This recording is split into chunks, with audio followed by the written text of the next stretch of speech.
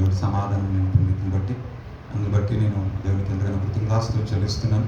అంతేకాకుండా ఈరోజు ముగ్గురు బాప్తీసం తీసుకున్నారు మన సంఘంలో. సో ఇది ఒక బిగ్గెస్ట్ ఫెస్టివల్ అనమాట. దీన్ని బట్టి నేను ఎంతో సంతోషిస్తున్నాను.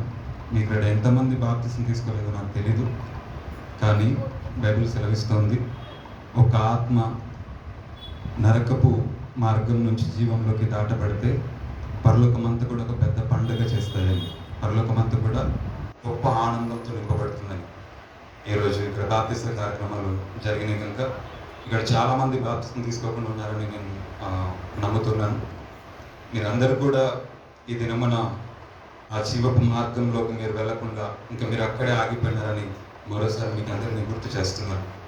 ఇది నేను చెప్పాలో చెప్పకూడదో నాకు తెలియదు, కానీ నా మనసులో ఉన్న చిన్న బాధ. ఎందుకంటే బాప్తీసం తీసుకోకుండా ఎవరు పరలోక రాజ్యానికి చేరతారు? ఎవరైనా చెప్పగలరా? చేరలేదు కదా. దయచేసి వీలంత మటుకు ఇంకా రక్షణ పొందకుండా మన వయస్సు గతించిపోతున్నాయి, దినములు గతించిపోతున్నాయి, రక్షణ పొందాల్సిన సమయం కూడా గతించిపోతూ ఉంది. దయచేసి మీరందరూ కూడా వీటిని గమనించాలి. వీటిని చాలా తేలికగా తీసుకోవద్దు.